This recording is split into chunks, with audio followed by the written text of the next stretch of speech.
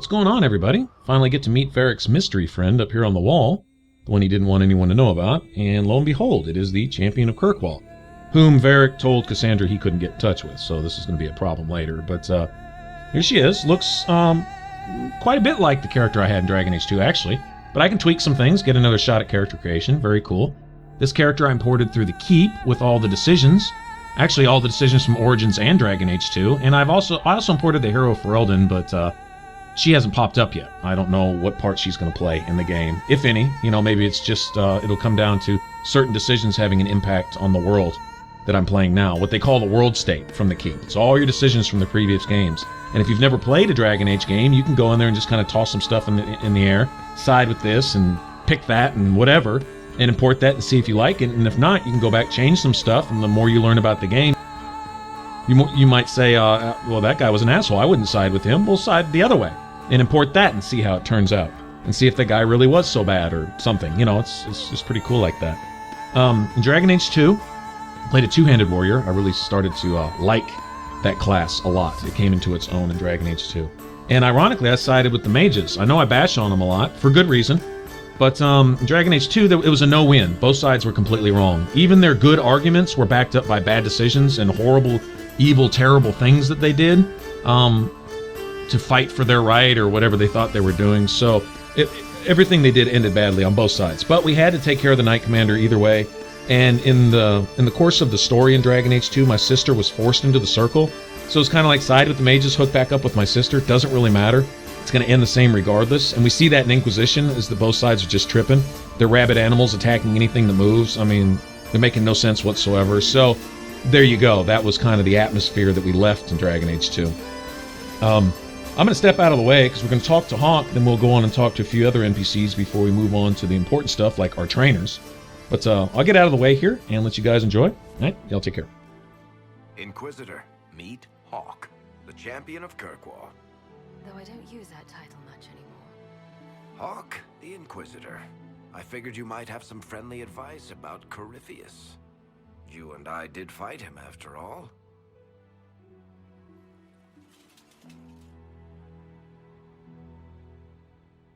You've already dropped half a mountain on the bastard.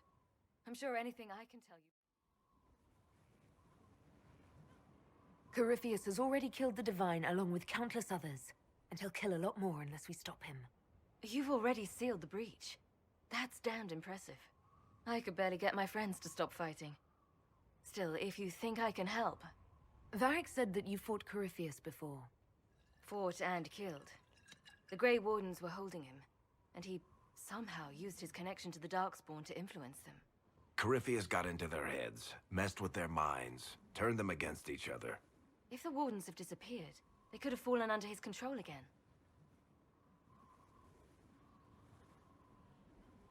If that's what happened to the Wardens, do you think we can free them? It's possible, but we need to know more first. I've got a friend in the Wardens. He was investigating something unrelated for me. His name is Stroud. The last time we spoke, he was worried about corruption in the Warden ranks. Since then, nothing. Corypheus would certainly qualify as corruption in the ranks. Did your friend disappear with them? No. He told me he'd be hiding in an old smuggler's cave near Crestwood. If you didn't know about Corypheus, what were you doing with the Wardens? The Templars in Kirkwall were using a strange form of lyrium. It was red. I'd hoped the Wardens could tell me more about it. We've encountered red lyrium. Corypheus was using it to corrupt the Templars and turn them into his slaves. Hopefully, my friend in the Wardens will know more. I appreciate the help. I'm doing this as much for myself as for you. Corypheus is my responsibility. I thought I'd killed him before. This time I'll make sure of it. Inquisitor.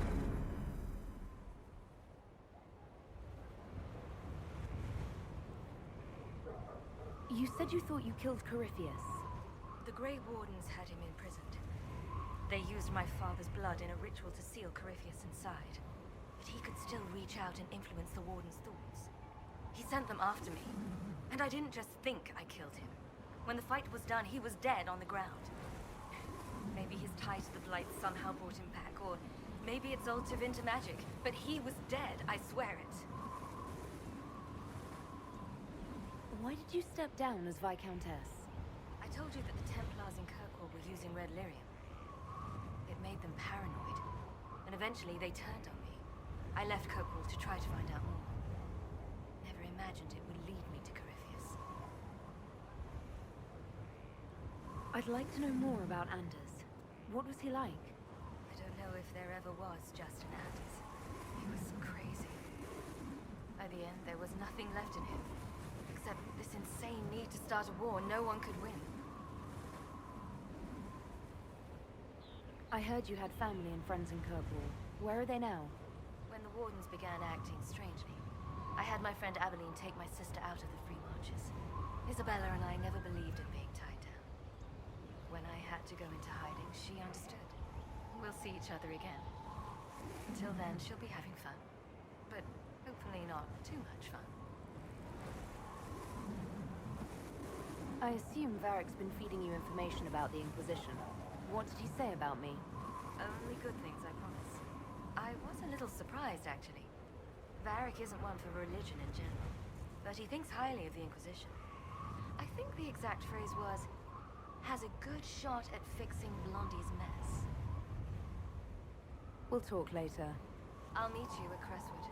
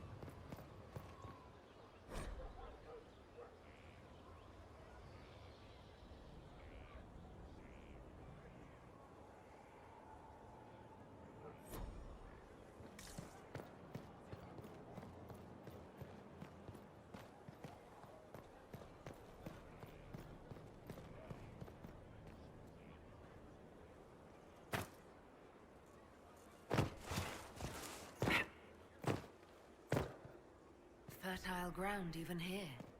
This hold has everything.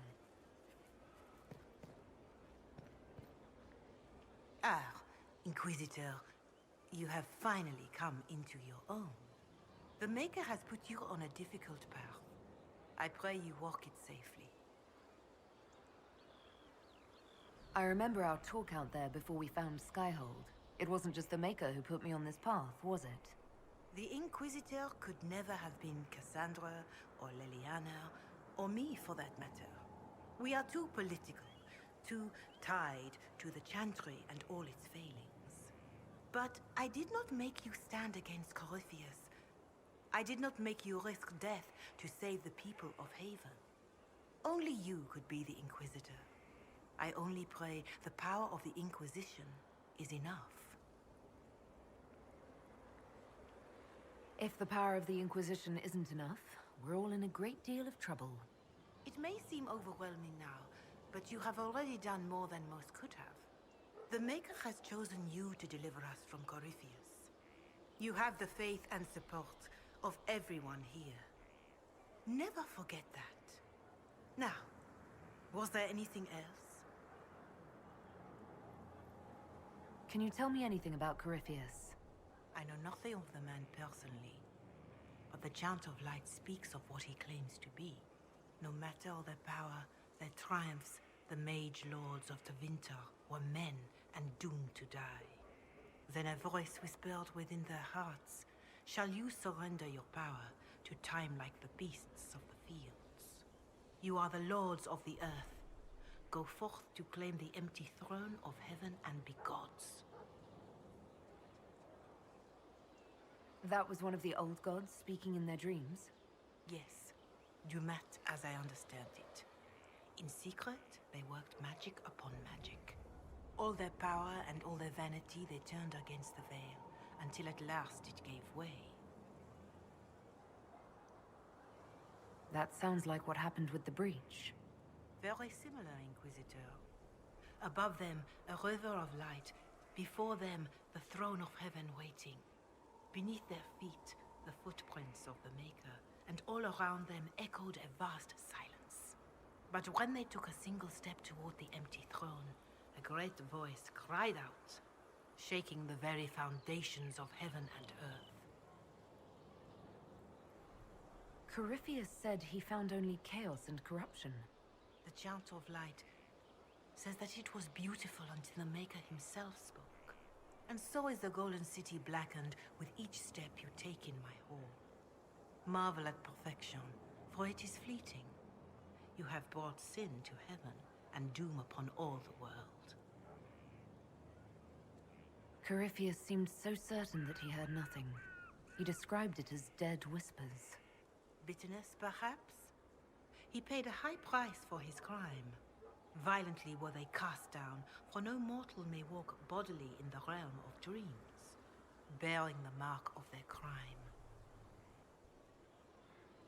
Walking bodily in the realm of dreams is exactly what Corypheus said he did. But the mark, could it be related to the mark I bear? I cannot say. Perhaps Andraste saw clearly and we misinterpreted her words. It was always taught that the mark they bore was the shape of Darkspawn. Bodies so maimed and distorted that none should see them and know them for men. That is all I know of your adversary, Inquisitor. Some of the Chant of Light describes what we've seen and what Corypheus said, but not all of it. The Chant of Light is the work of mankind. We of all people must accept that mankind is fallible. Listeners may have misheard one of Andraste's songs. Just one word sung incorrectly could change everything. And how many verses were stricken or changed for foolish political reasons, like the Canticle of Chartan. Still, I would trust these words over any spoken by Corypheus. I hope they help you.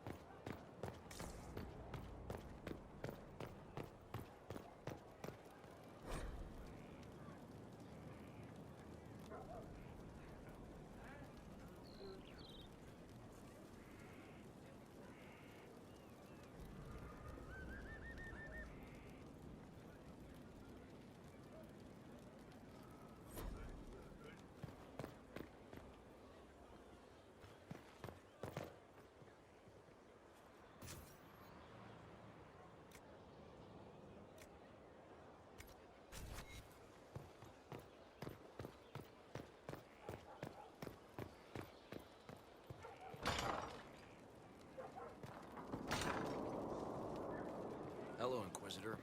Honored to help with these, whatever they are. Word is the courts in Royaux are full to bursting. Distractions everywhere. No one has... Honored, Inquisitor. Gotzi Sturhall. Did my part on the walls. Now I'm on this strange collection you've brought us. Don't know it's worth to the fight exactly, but it's good workmanship. Where did you learn your skills? Orzammar. Carved a few statues in my day. And before you ask, yes, I chose to leave. I carved a paragon who turned out to be a sodding madwoman. Couldn't stand looking at it. The memory of a dwarf, right? Any ideas about the origins of these reliefs? To Vinter, early. It's in the tool marks, the grain. That's hard dust mined from the 100 Pillars, if I know anything. Oh, I suppose the scene is probably full of Tevinter robes, too. The 100 Pillars? Damnedest things. massive spires that aren't stone. It's like a mortar. Don't know more than that. Strong, though. Do you have insight into the stories these tiles are supposed to depict? Tell you what, you finish one, and I'll write it up. Who better, right? A good dwarven perspective. Another time. Best of the vein, Inquisitor.